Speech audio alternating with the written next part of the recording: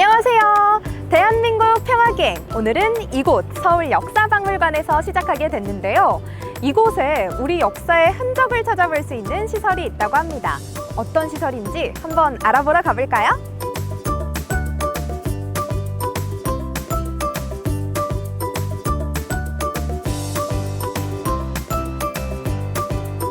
자, 서울역사박물관 주차장 뒤에는 이런 시설이 숨어 있었는데요.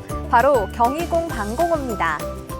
곳곳에 방공호 진짜 많이 만들었어요, 일제시대 때. 네. 그리고 그렇게 이제 당시에 일본이 두려워했던 게 미국의 폭격이었잖아요. 그래서 뭐 통신 시설 혹은 군 부대 중요한 것들은 대부분 땅 속에 많이 이제 뭐랄까 은폐해서 심었잖아요. 서울 곳곳에도 이제 방공호가 남아 있는데 경희궁 방공호는 상당히 큰 거고 여기 외에도 뭐 장충동 이런 데도 방공호가 지금 많습니다. 한번 들어가 볼까요? 여기 같은 경우는 그 당시에 통신 부대가 썼던 걸로 알려져 있는데 지하 한 2, 3층 구조고요. 크게 한 2층 반 구조고 길이가 한 80m에 달합니다. 복도를 쭉 이제 따라서 방들이 쭉 있고 끝에는 더 큰 공간, 뭐 강당처럼 쓸 수 있는 어떻게 보면 회의실 같이 큰 넓은 공간이 있고요. 특이한 건 이제 위에는 또 다 뚫려져 있습니다. 와, 정말 굉장합니다. 서울 한가운데에 이런 역사의 흔적이 남아 있었다니 참 등잔밑이 어두웠다는 생각이 드네요.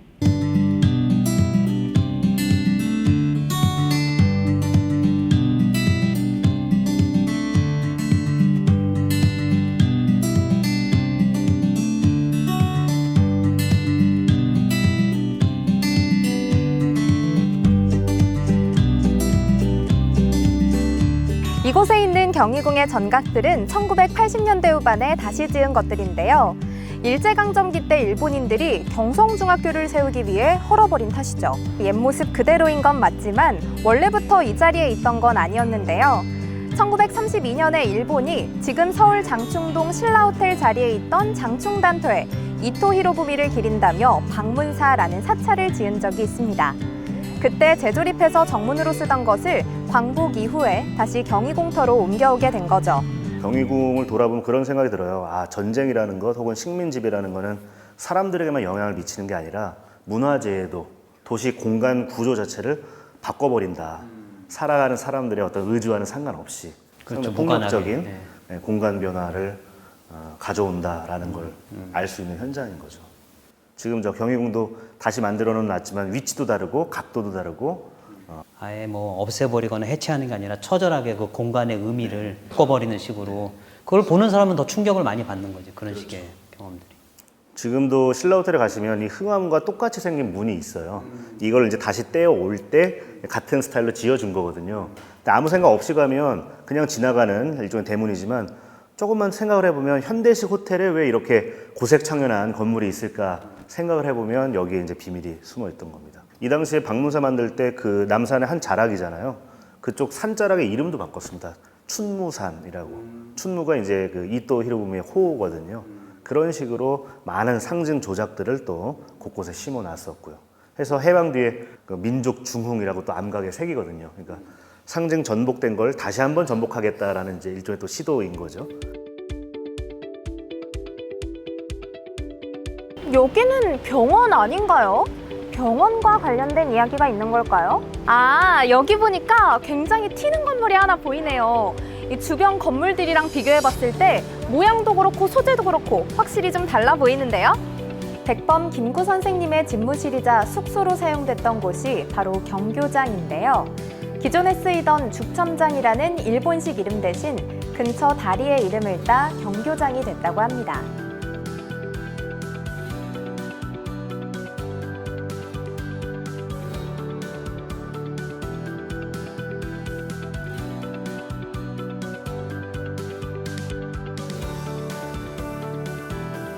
저는 그 경교장이 뭐 김구 선생님의 그런 어떤 집무 공간이자 돌아가신 곳 그런 의미도 있지만 지금 이 통일에 대한 열망들을 또 온몸으로 보여줬던 그런 공간으로 기억이 돼서 정말 이렇게 독립운동과 통일의 연결고리를 생각하게 해주는 그런 공간인 것 같아요. 실제로 그 당시에 사진도 남아 있는데요. 당시 이제 우익 청년들이 김구 선생에게 북한 가지 말라 하는데 그 청년들을 이제 설득하기 위해서 2층 그 발코니 위에 올라가서 연설하는 사진이 남아 있죠. 그래서 여기는 사실 어떤 면에서는 대한민국 임시정부의 마지막 청사이기도 하지만 동시에 남북 통일운동의 시발지가 아닌가 하는 생각도 듭니다.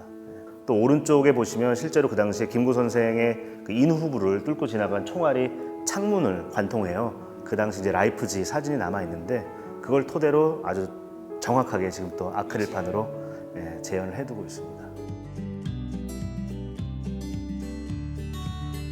감성 충만한 느낌으로 걷게 되는 이곳은 바로 덕수궁 돌담길인데요.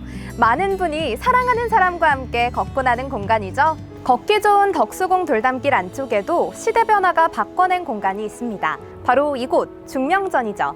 중명전은 덕수궁의 별채로 황실도서관으로 지어진 곳입니다. 하지만 비극적인 역사가 담긴 공간이기도 한데요. 을사늑약 체결이 이뤄졌던 가슴 아픈 역사의 현장이라 할 수 있습니다.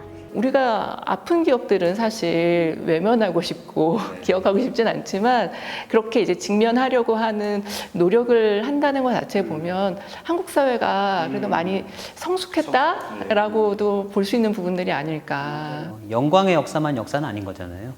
그리고 나의 아픔을 바로 직시할 수 있다는 건 그만큼 자존감이 있다라는 의미이기도 하잖아요. 한국 사회가 말씀하신 것처럼 많이 성숙되어 가고 있다라는 하나의 방증이 아닐까 싶기도 합니다. 부정적인 역사의 기억이 담긴 곳일지라도 그것을 잊어서는 안 되고 비슷한 실수를 반복하지 않는 게 중요하겠죠. 그래서 이 중명전의 복구 공사가 이뤄졌고 지금의 역사 전시관으로 탈바꿈할 수 있게 됐습니다.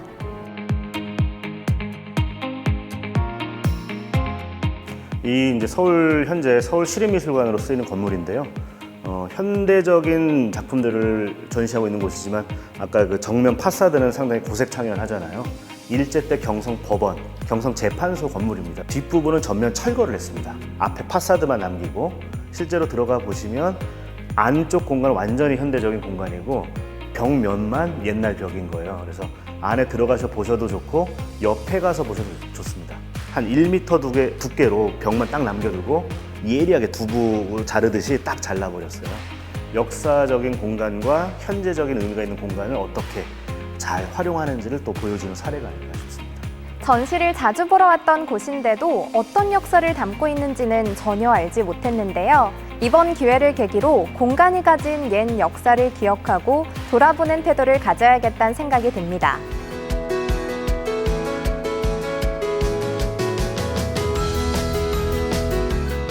대한민국! 이 뜨거웠던 현장을 기억하시나요? 2002년 월드컵 당시 붉은 악마들의 뜨거운 열정이 함께했던 공간 중 하나가 바로 이 서울광장이었죠. 서울광장은 대한제국의 탄생과 함께 설계된 우리나라 최초의 근대적 광장이라 할 수 있습니다. 1919년 3.1 독립만세 운동을 비롯해 4.19 민주혁명과 서울의 봄, 60 민주항쟁, 그리고 최근의 촛불혁명까지 대한민국의 주요한 변곡점마다 민의가 모이는 장소는 언제나 이곳 서울광장이었습니다. 이쪽을 잘 보시면 동판이 하나 박혀 있습니다. 이것은 서울의 역사 그리고 한국의 역사를 잘 보존하고 알리기 위해 만든 서울미래유산에 등재된 곳임을 나타내는 동판인데요. 지금의 우리뿐만 아니라 후의 미래 세대에게도 이를 전할 수 있답니다. 대한민국 평화기행 서울 중구편의 마무리를 지어볼까 하는데요. 서울시청 서소문별관 13층에 있는 정동 전망대에 가보는 것도 추천드립니다. 전망대에서 내려다보시면 오늘 저희가 다녀온 모든 장소가 한눈에 보인답니다. 우리의 역사에는 식민지배와 전쟁이라는 분명 가슴 아프고 비극적인 기억이 있음은 사실입니다. 하지만 이를 딛고 지금의 민주주의를 이룩한 한국 사회의 저력을 확인할 수 있는 곳이 바로 이곳이지 않을까 싶은데요. 서울 중구 일대를 돌아본 오늘 어떠셨나요?